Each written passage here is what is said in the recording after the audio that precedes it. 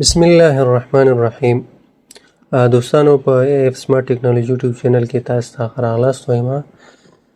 تېر درس چې دی زموږ په وینډوز 11 یا وینډوز 11 کې چې دی هغه ډسپلی سیټینګ و چې تاسې ولوسته، په هغې باندې پوه شوي یاستئ. راځو نوی درس چې زموږ دی هغه پرسونلایز دی. پرسونلایز کې لومړی موږ سره بیکګراوند دی. بیکګراوند کې اوس موږ سره پکچر دی. ګورئ چوز یور پکچر. مونږ که ډیسکټاپ ته راشو، په ډیسکټاپ کې زمونږ دا پکچر دی. که غواړو بل انتخاب کړو، فرضاً زه غواړم چې دا پکچر انتخاب کړم، صرف یو کلیک سره چې دی ستاسې دا پکچر انتخابېږي.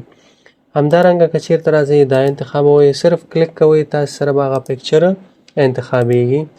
یا که چېرې تاسو سره په کمپیوټر کې پکچر وي نو براوز باندې به کلیک وکئ، تاسې به راشئ کوم ځای کې چې تاسو سره پکچر موجود وي هغه ډرایو ته به راشئ. فعلا ما سره نشته، زه به یو پکچر راواخلم یا دلته یو موجود دی، زه به همدا ډیسکټاپ نه راواخلم.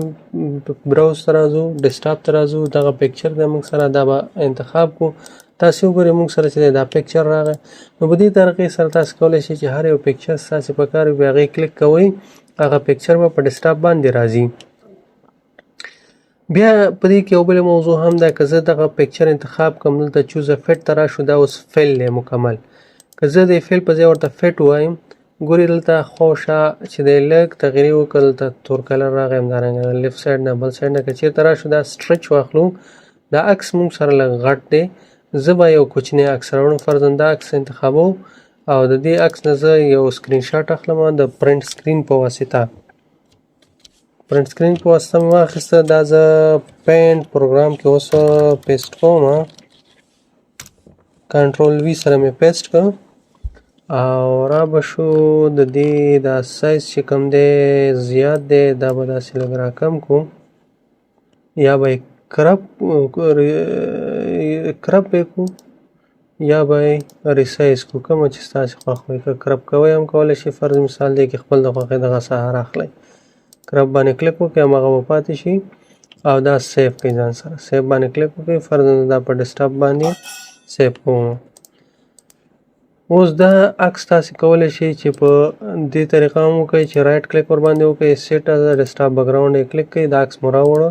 اوس راځو دا سټرچ دی. ګوره که فیل ته راشو مکمل سکرین وینو، که فټ ته راشو لږ راکم شو، که چېرته راشو ورته سټرچ هم مکمل نیسي. که ټایل واخلو دا عکس به ګوره تکرار راشي، 4 ځایه دا تکرار راغی.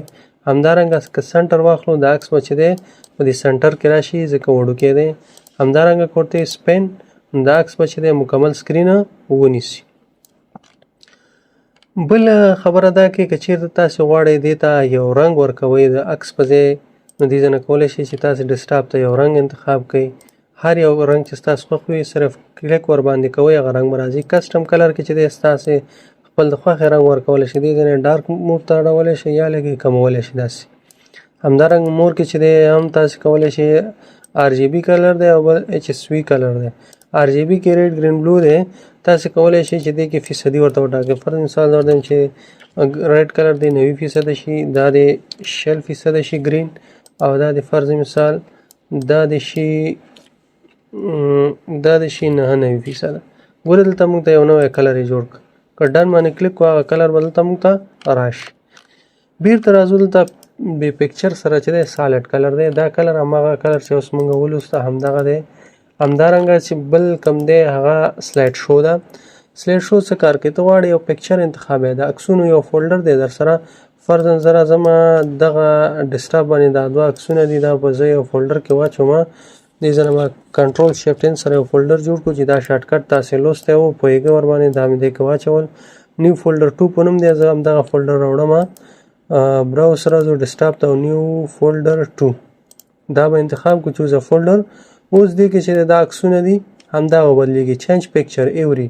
څومره وخت بعد بدلوي؟ فرض مثال زه 1 منټ بعد غواړم چې دا عکسونه بدل شي. شوفل چې دی که چېرته غواړئ د عکسونه ګډوډ راشي، مثال ډېر عکسونه دي، که ګډوډ راشي نو غواړئ دا به ورته آن کې بیا به غیر منظم راځي، او که دا آف کې بیا مسلسل اول دویم دریم راځي. او دا هماغه خبره ده چې فیل یې غواړئ، نو زه غواړم د عکس مکمل فیل راشي، نو 1 منټ بعد به هر 1 منټ بعد به عکس خپله بدلېږي.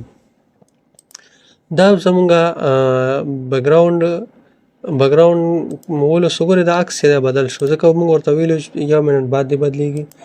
بل دی کلر چې دی اوس موږ سره لایټ ډارک کسټم لایټ انتخاب دی. ټرانسپرنسي چې دا څه کوي دا کلر که چیرې دا اف کړو تاسې ګورئ دلته چې دی د ډیسکټاپ لاندې چې کوم شیان دي هغه اوس نه ښکارېږي. ټرانسپرنسي آن کړو دلته ګوره هغه رنګ معمولي غوندې شو کېږي او که دا اف کړو بیا نه شو کېږي. تاسو سټارټ مینو ته وګورئ سټارټ مینو لاندې هم چې دلته یو څه شیان ښکاري او که دا آن کړو ورته اوس ښکاري او که اف یې کړو نه ښکاري. همدارنګه که سټارټ مینو ته راشو اوس پکې ورلاندې هغه رنګ منګ لږ شو کېږي او که چېرته اف یې کړو بیا به نه شو کېږي. بل دی اټومیټیکلی پک ان اکسنټ کلر فرام یور بیکګراوند که دې باندې کلیک وکړو خپله اتومات به یو رنګ اخلي او که دا اف کړو د هغه رنګ چې دی اتومات نه راځي.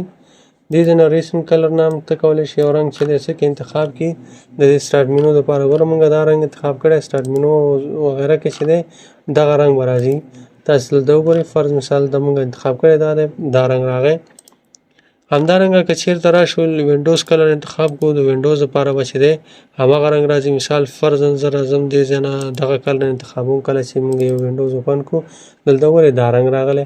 که دا رنګ موږ دې ځای نه بدل کړو تاسې وګورئ دلته هم چې دی د وینډوز هغه رنګ څنګه شو تغیرېږي دې سره. نو دا د وینډوز کلر شو. کسټم کلر چې دی دې ځای نه چې دی ورته کولی شئ یو رنګ انتخاب کړئ او پریویو باندې کلیک کولی شئ. همدارنګه لاندې راځئ ورته هغه کې ډن خبره کلیک کړئ نو دا به راځي. شو اکسنټ کلر آن د فالوینګ سرفیس دا په کومو ځایونو کې غواړئ چې راشي. مثال زه غواړم دا په ټایټل بار کې راشي دا رنګ نو دا به په ټایټل بار کې راځي. همدارنګه که چېرته سټارټ مینو ټاسک بار او اکشن سنټر کې غواړئ هم دې ځای نه ټیک مارک کې دا به راځي. بل دی ډارک تاسې غواړئ چې دا وینډوز ډارک موډ ته اړوئ ورې مکمل ډارک موډ ته واوښته. همدارنګه کسټم غواړئ چې لایټ ته اړو چوز یور ډیفالټ وینډوز موډ که ډیفالټ کې مطلب لایټ غواړئ لایټ انتخاب کړئ. وینډوز موډ چې دی دا ټاسک بار سره تعلق لري. ګورئ همدارنګه که راشو سیټنګ هم ورسره تغیرېږي. که لایټ باندې کلیک وګوره دا ټاسک بار چې دی زموږ څنګه شو تغیر شو. چوز یور ډیفالټ اپ موډ که اپ موډ ډارک دی که لایټ یې کړو زموږ اپلیکیشن یې ټولې چې دی څه شوې لایټ موډ ته واوښتلې.